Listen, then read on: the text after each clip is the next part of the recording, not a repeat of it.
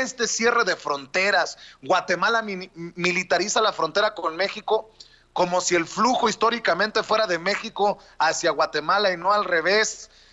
Estados Unidos ya trae esas mismas ideas. Canadá cierra sus fronteras, la Unión Europea cierra sus fronteras. Carambas, parece, nosotros le hemos llamado aquí la visión apocalíptica por la columna de ayer de Denise Dresser, pero en efecto parece que se viene el Armagedón, el apocalipsis. Fíjate que si esto fuera un guión de una película de ciencia ficción, Vicente, bueno, pues yo creo que se queda corto, porque realmente algo que no ha ocurrido en 25 años es el cierre de fronteras en la Unión Europea, por ejemplo. Esa es una de las cosas que es muy dramática, porque un paso adelante en términos de una apertura, de una movilidad territorial, se había logrado con mucho éxito, y el problema con esto es que es volver a la idea de que una nación es un territorio que se delimita como si no siguiera cruzando el aire, y por tanto en ese sentido los virus o los bichos o las aves o todo lo que va cruzando más allá de esta idea ficticia totalmente construida por los seres humanos, que es la idea de las fronteras. Entonces, en el momento en que alguien dice, bueno, cerramos las fronteras para que no entre el virus, es una tontería. Lo que sí se puede hacer, evidentemente, es tener un control y un seguimiento a partir de lo que, por ejemplo, en el caso mexicano sabemos muy bien, que hasta este momento ha habido casos que son endógenos, es decir, que vienen de fuera y que llegan y que han, digamos, ido contaminando a las personas que están más cerca, y ese es el seguimiento que se puede dar porque es numéricamente muy acotado. El problema es, y nos lo han dicho hasta el cansancio, que no hay forma de evitar que eso se propague porque es una cuestión casi natural, y en ese sentido empieza a avanzar la propagación del virus y ya deja de ser solamente, yo decía endógena, pero me refiero exógena, que llegue de fuera. Entonces, ya deja de ser solo una cosa que pudo haber llegado en algún momento y que se instaló y ya se vuelve, ahora sí, endógena. Entonces, el punto aquí es esta idea, no lo quiero decir feo para no agregarle ya más desde limón a la herida, pero realmente de un absurdo y de una limitación mental de escuchar a los que saben, porque el problema es que al momento en que no permiten que incluso sus ciudadanos puedan regresar a sus países de origen, esto causa no solamente un nivel de estrés extremo, Vicente, sino crea unas condiciones de inseguridad, condiciones realmente lamentables. Yo te voy a decir lo que está pasando en El Salvador en este momento. Estoy siguiendo a una colega que está ahí detenida, Claudia Ramírez, periodista, porque ella regresaba de un viaje y como si estuviera ya contaminada. Es interesante que todo lo que relatan sus crónicas es que los están deteniendo en albergues, personas, gente salvadoreña, ciudadanos salvadoreños que simplemente estaban regresando a su país porque fueron de compras, porque salieron ese fin de semana, lo que tú quieras. Nadie tenía la idea ni tenía la posibilidad de saber, como no lo sabían ni siquiera los presidentes del planeta, cuál era la dimensión y cómo iba a escalar este asunto. Entonces nadie es que lo hizo por molestar, ¿verdad? Nadie se movió de su lugar por molestar. Pero entonces la gente regresa, la detienen en circunstancias en las que, si de veras hay una sola persona con el virus, lo único que va a pasar es que va a contaminar otra vez a todos, lo cual, volvemos al punto, eso es inevitable, los tengan ahí detenidos o estuvieran en otra parte. El punto de que nos guardemos es para que se alentice la propagación, no para evitar la propagación, porque eso va a ser imposible. Te voy a dar un ejemplo. En este momento, en Italia están con una situación muy grave, lo mismo que en España. Llegará un momento en que puedan ir bajando y controlando esa, digamos, propagación, pero en 3 o 4 o 5 meses alguien se vuelve a contagiar, porque ese virus va a estar ahí en el aire, va a estar ahí ya en el planeta. Aquí el punto importante es que tratan de alentizar el daño, y sobre todo aquí hay un asunto también que no se ha mencionado casi nada, Vicente, y es que las personas que son afectadas por el virus pues congestionan los sistemas de salud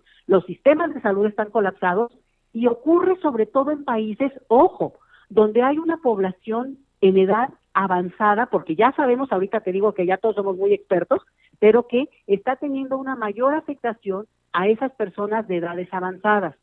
¿Y qué implica esto? Que países como España, como Italia, son países con un porcentaje de población en edad avanzada muy elevado, lo mismo que Estados Unidos, ¿eh? Estados Unidos el promedio de edad es de 45 años,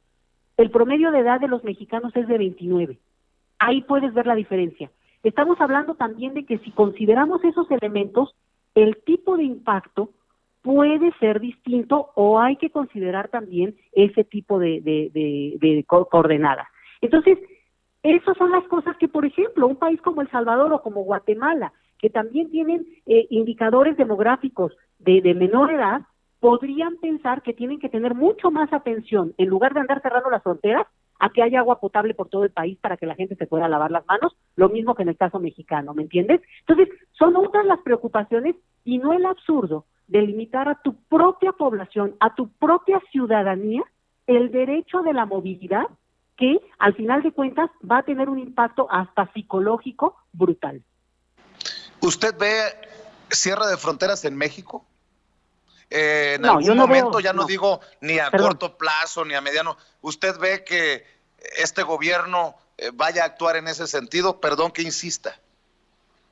Mira, te voy a decir por qué no, Vicente, porque claramente nos han explicado ya que el virus ya llegó al México, ya llegó al territorio, a este territorio que le llamamos México. Ya llegó, está en varias partes del territorio, en varios estados, y por tanto, en algún momento, y por eso nos estamos preparándolo para la fase 2, porque en algún momento ya va a dejar de ser solo el caso de que alguien que vino y que se había contagiado desafortunadamente,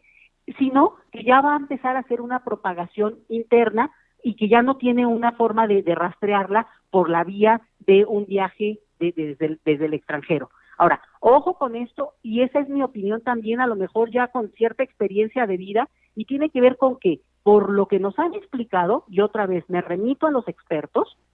este es un virus que tiene una letalidad menor que incluso otros tipos de gripa que pueden llegar a ser neumonía. Entonces, ahí es un asunto como de bajarle al temor, porque es manejable, y aquí van a entrar cosas que sí ponen, digamos, contra la pared no solo a los sistemas de salud, sino cómo hemos procedido en términos hasta personales, Vicente. ¿Por qué? Porque quien esté mejor en términos de salud personal, que se ha cuidado, que come bien, que mantiene cierto peso, que no fuma, que hace ejercicio, pues tiene mejor condición de salud para una gripa, cualquier gripa, la que sea. Obviamente esta, que no tiene ninguna vacuna, pues con mayor razón. Entonces, ¿cuál es el punto? Pues ahorita estar muy atentos a esos signos que pueden ser nuestro talón de Aquiles de cada quien sabrá por dónde, y tratar de bajarle a los refresquitos, bajarle al consumo de estas cosas que todo mundo sabemos que son dañinas para la salud. Entonces, lo que se nos viene diciendo de toda la vida es cuando se pone a prueba para todos y cada uno, y no nada más para el sistema de salud, lo que se ha dicho durante, no, ni siquiera años, durante décadas. Entonces,